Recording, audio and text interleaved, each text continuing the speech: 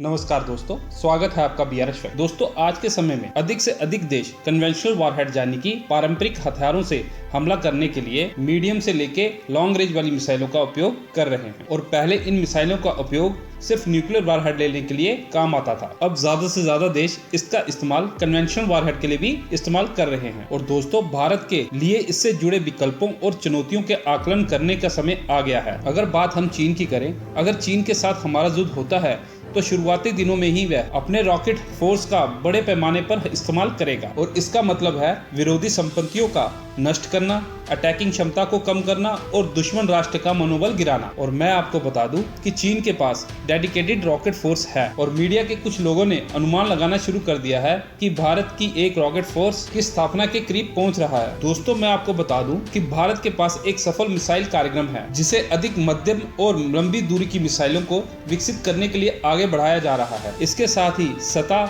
हवा, पनडुब्बियों से लॉन्च की जाने वाली क्रूज मिसाइलों को भी बढ़ाया जा रहा है। और इन सभी को एक ही ट्राई सर्विस कमांड में कैसे कंबाइन किया जाएगा, इस पर विचार चल रहा है। दोस्तों, अब तक भारत की blasting missile minimum credible deterrence strategy के हिस्से के रूप में परमाणु हथियार ले जाने के लिए थी। अधिक से अधिक देशों द्वारा पारंपरिक हथियारों के साथ हमलों के लिए मध्यम से लंबी दूरी की मिसाइलों का उपयोग करने के साथ शायद भारत के लिए भी विकल्पों और चुनौतियों का आकलन करने का समय आ गया है। दोस्तों, अगर हम बात करें चीन की people liberation army rocket force की, तो पूर्व में दूसरी आर्टिलरी कोर अब चीन की एक टैक्टिकल और स्ट्रेटेजिकल मिसाइल फोर्स है। दोस्तों, ये फोर्स न्यूक्लियर और कन्वेंशन दोनों तरह की सभी लैंड बेस्ड बैलिस्टिक मिसाइलों को कंट्रोल करती है। इस फोर्स की स्थापना 1966 में हुई थी और ये फोर्स चीन की कम्युनिस्ट पार्टी के केंद्र सैन्य आयोग के सीधे निरंतर में है। अक्टूबर 2022 तक इस फोर्स के पास लगभग 350 परमाणु हथियार थे। चीन की परमाणु हथियारों की संख्या 2027 तक 700 और 2030 तक 1000 और 2035 के अंत तक 1500 तक जाने की योजना है। और चीन अपनी मिसाइल क्षमता को बढ़ा रहा है और 200 से अधिक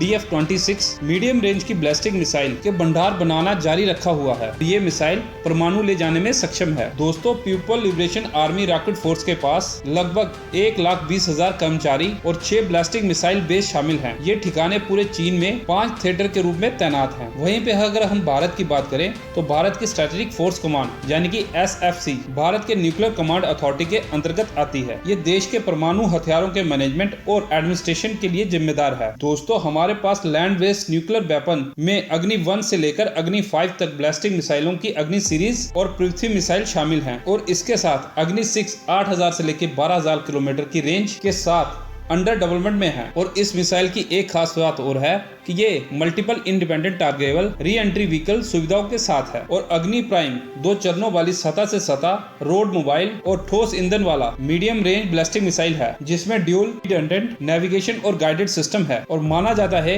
कि सूर्य मिसाइल एक ICBM है यानी कि इंटर कॉन्टिनेंटल बैलिस्टिक मिसाइल है। और इस मिसाइल की रेंज 16,000 किलोमीटर से अधिक है जो पूरे पृथ्वी को कवर करती है। और शौर्य मिसाइल 700 से लेकर 1900 किलोमीटर की रेंज वाली सतह से सतह पर मार करने वाली हाइपरसोनिक मिसाइल है। और अगर हम निर्भय की बात करें तो निर्भय एक लंबी दूरी की सबसोनिक क्रूज मिसाइल है जिसे कई प्लेटफॉर्मों से लॉन्च किया जा सकता है। और ये मिसाइल पारंपरिक और परमाणु हथियार ले जाने में भी सक्षम है। ये 200 से 300 kg से 1500 किलोमीटर की रेंज तक टारगेट को तबाह कर सकती है। प्रहार पृथ्वी बन को बदलने के लिए भारतीय ठोस ईंधन सड़क मोबाइल टैक्टिकल ब्लास्टिक मिसाइल है। प्रहार एक cost effective, quick reaction, accurate battlefield support tactical weapon system है। इस मोबाइल लॉन्च प्लेटफॉर्म में 6 मिसाइलें होंगी जिन्हें स्टैंड अलोन या कनस्तर में तैनात किया जा सकता है। और इसकी रेंज 150 किलोमीटर है। और प्रहार केवल एक कन्वेंशनल स्ट्राइक के लिए है। और दोस्तों, वहीं में अगर प्रलय मिसाइल की बात कर लें तो प्रलय युद्ध के मैदान में उपयोग के लिए एक कनस्टराइज टैक्टिकल सतह से सतह कम दूरी की ब्लास्टिक मिसाइल है। ये एक ठोस ईंधन